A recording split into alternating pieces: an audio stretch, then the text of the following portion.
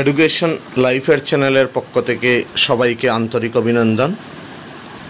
তো এইটা ভিডিও আমার 5 নম্বর ভিডিও হবে। সবকে নমস্কার, সালাম, সত শ্রী আকাল। কালকে এক্সাম 15 অক্টোবর, একটা বিশাল আকারের এক্সাম হতে চলেছে।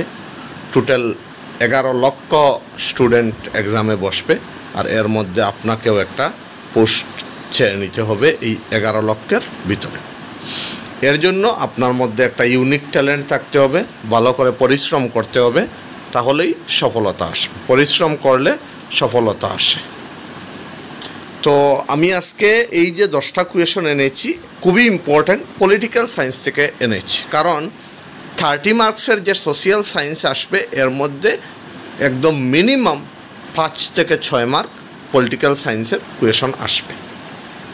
আসাম পলিটি, আসাম গভর্নমেন্ট কনস্টিটিউশনের মধ্য থেকে আসবে। তো আমি যে 10টি কোয়েশন এনেছি, এডিশনাল ইনফরমেশনও দেব, এইটা ভালো করে শুনবেন, লাভবান হবেন। তো আজকের ফার্স্ট কোয়েশন হচ্ছে, who was the first election commissioner in India? Option দিয়েছে রাজীব কুমার, এস.আর. পিল্লাই, জে.এল. ত্রিপাঠী, সুকুমার সেন। মনে রাখবেন, ইলেকশন কমিশনটা হচ্ছে একটা কনস্টিটিউশনাল বডি। পরীক্ষায় প্রশ্ন আসে যে কনস্টিটিউশনাল বডি কোনগুলো, তাহলে আপনারা মনে রাখবেন যে ইলেকশন কমিশন হচ্ছে একটা কনস্টিটিউশনাল বডি। আর এইটার আর্টিকেল হচ্ছে আর্টিকেল 324। আর ফার্স্ট ইলেকশন কমিশনার হচ্ছে সুকুমার সেন। ইলেকশন কমিশনটা এস্টাবলিশড হয়েছিল 1950 25 জানুয়ারি, এইটা মনে রাখবেন। আর এখন আসতে পারে যে প্রেজেন্ট ইলেকশন কমিশনার হচ্ছে chief election commissioner Rajiv Kumar. And election commissioner was appointed by the president of India. Additional ইনফরমেশনগুলো মনে রাখবেন, এটা পরীক্ষায় কাজে আসবে। নেক্সট কোয়েশন হচ্ছে, which article describe uniform civil code? Option দিয়েছে আর্টিকেল 40, আর্টিকেল 42, আর্টিকেল 44, আর্টিকেল 47। মনে রাখবেন, ইউনিফর্ম সিভিল কোডটা বর্তমানে খুব চর্চার বিষয় হয়ে দাঁড়িয়েছে, বিকজ ইন্ডিয়ান পার্লামেন্ট ওইটা পাস করেছে যে হোল কান্ট্রির এক আইন হবে, ওয়ান ল। আর এইটা ইউনিফর্ম সিভিল কোড অ্যাকসেপ্ট করা ফার্স্ট স্টেট হচ্ছে উত্তরাখণ্ড। তাহলে কোয়েশন আসতে পারে, who was the first state to accept the uniform civil code? তাহলে আনসার হয়ে যাবে উত্তরাখণ্ড। আর আসাম হচ্ছে থার্ড স্টেট। আর এই ইউনিফর্ম সিভিল কোডটা ডিসক্রাইব করেছে article 44।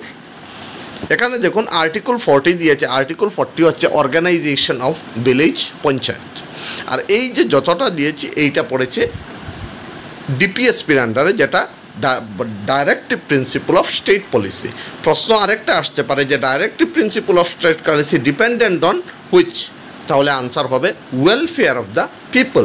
And this directive principle of state policy, it was borrowed from Ireland, Irish constitution. Next question, which article describe special status of Assam? Option দিয়েছে 371, 371A, 371B, 371C। এইটা কোয়েশনের সঠিক answer হয়ে যাবে 371B। আর 371 হচ্ছে নাগাল্যান্ডের জন্য, এইটা মনে রাখবেন। নেক্সট কোয়েশনে আমরা চলে আসি, which article describe state emergency? এই ইমার্জেন্সি যেটা, এইটা টপিকটা খুবই ইম্পর্ট্যান্ট। ইমার্জেন্সি মনে রাখবেন, আমাদের কনস্টিটিউশনে 3 ধরনের আছে। একটা হচ্ছে ন্যাশনাল ইমার্জেন্সি, যেটার আর্টিকেল হচ্ছে আর্টিকেল 352। আরেকটা হচ্ছে স্টেট ইমার্জেন্সি, যেটা হচ্ছে আর্টিকেল 356। আর আরেকটা হচ্ছে আপনাদের ফাইন্যান্সিয়াল ইমার্জেন্সি, যেটা হচ্ছে আর্টিকেল 360। এইটার কারেক্ট আনসার হয়ে যাবে, স্টেট ইমার্জেন্সিটা হয়ে যাবে আর্টিকেল 356। আর মনে রাখবেন, ইন্ডিয়াতে এখনও পর্যন্ত স্টেট ইমার্জেন্সি, ফাইন্যান্সিয়াল ইমার্জেন্সিটা লাগু হয়নি। এই দুইটা হয়েছে, যেটা স্টেট ইমার্জেন্সি হোক আর ন্যাশনাল ইমার্জেন্সি। আমরা নেক্সট কোয়েশনে চলে আসি, the idea of the constitution of India was first all given by option হচ্ছে বি.আর. আম্বেদকর, সর্দার বল্লভভাই প্যাটেল, রাজেন্দ্র প্রসাদ, এম.এন. রয়। মানে এই যে কনস্টিটিউশন ফরমেশন হবে এইটার আইডিয়া ফার্স্ট কে দিয়েছিল? এইটার কারেক্ট আনসার হয়ে যাবে এম.এন. রয়। এম.এন. এর ফুল ফর্ম হচ্ছে মানবেন্দ্রনাথ রয়। আপনারা কনস্টিটিউশন থেকে দেখে যাবেন যে কনস্টিটিউশন কবে ফোর্সে এসেছিল। 1950 26 জানুয়ারি। আর কনস্টিটিউশনের ফাদার বলা হয় ডক্টর বি.আর. আম্বেদকর। কনস্টিটিউয়েন্ট অ্যাসেম্বলির ফার্স্ট প্রেসিডেন্ট ছিলেন পণ্ডিত জওহরলাল ডক্টর রাজেন্দ্র প্রসাদ। আর কনস্টিটিউশনের প্রিএম্বুলের যেটা ধারণা এটা দিয়েছিলেন পণ্ডিত জওহরলাল নেহরু। এই জিনিসগুলো কনস্টিটিউশন থেকে আপনারা মনে রাখে যাবেন, এক্সামে কাজে লাগবে। নেক্সট কোয়েশন হচ্ছে the first constitutional amendment was made in the year. Option হচ্ছে 1950, 1951, 52, 53। এইটা মনে রাখবেন 1951। আমাদের কনস্টিটিউশন যখন ফরমেশন হয়েছিল তখন 8টা শিডিউল ছিল, আর এইটার সঙ্গে 9th শিডিউল অ্যাড হয়েছে এই 1951 অ্যামেন্ডমেন্ট করে, আর এইটাকেই ফার্স্ট কনস্টিটিউশনাল অ্যামেন্ডমেন্ট বলা হয়। Next question, who designed the present national flag in India? Option দিয়েছে পিঙ্গালি ভেঙ্কাইয়া, সুকুমার সেন, অজয় সেন, প্রিয়তোষ সাক্সেনা। এই যে আমাদের ন্যাশনাল ফ্ল্যাগ যেটা, এটার ডিজাইন করেছে পিঙ্গালি ভেঙ্কাইয়া। কারেক্ট আনসার হয়ে যাবে পিঙ্গালি ভেঙ্কাইয়া। মনে রাখবেন আমাদের ন্যাশনাল ফ্ল্যাগটা রাষ্ট্রীয়ভাবে অ্যাকসেপ্ট হয়েছিল 1947 22 জুলাই। আর এইটার রেশিও হচ্ছে আমাদের ন্যাশনাল ফ্ল্যাগের 3:2। এক্সামে আসতে পারে রেশিও 3:2। আমরা নেক্সট কোয়েশনে চলে আসি। The preamble was first amended in which year? আমাদের যে প্রিএম্বুলের বাংলা হচ্ছে প্রস্তাবনা, এইটা ফার্স্ট অ্যামেন্ডমেন্ট হয়েছিল 1976-এ। আর কোন অ্যামেন্ডমেন্টের দ্বারা হয়েছিল? 42nd amendment. আর মনে রাখবেন 42nd amendment is also called the mini constitution of India. আর এই যে মিনি কনস্টিটিউশন, এইটা কনস্টিটিউশনের প্রিয়াম্বুলে 3টা ওয়ার্ড অ্যাড করেছিল। একটা হচ্ছে সোশিয়ালিস্ট, একটা হচ্ছে সেকুলার, আর একটি হচ্ছে ইন্টিগ্রিটি। এইটা মনে রাখবেন, পরীক্ষার প্রশ্ন আছে যে সোশিয়ালিস্ট, সেকুলার, ইন্টিগ্রিটি কোন অ্যামেন্ডমেন্ট? মনে রাখবেন 42nd অ্যামেন্ডমেন্ট 1976। আমরা নেক্সট কোয়েশনে আসি। Who was the first citizen of India? Option হচ্ছে governor, prime minister, president, chief justice of India. এইটার কারেক্ট আনসার হয়ে যাবে প্রেসিডেন্ট। আপনারা মনে রাখবেন প্রেসিডেন্ট, ফার্স্ট সিটিজেন প্রেসিডেন্টকে বলা হয়। আর যদি প্রশ্নটা ঘুরিয়ে দিত যে who was the first citizen of any state, তাহলে আনসার হতো গভর্নর। এইটা মনে রাখবেন। লাস্ট কোয়েশন আমার এই ভিডিওর, which one of the following is a human right as well as a fundamental right under the constitution of India?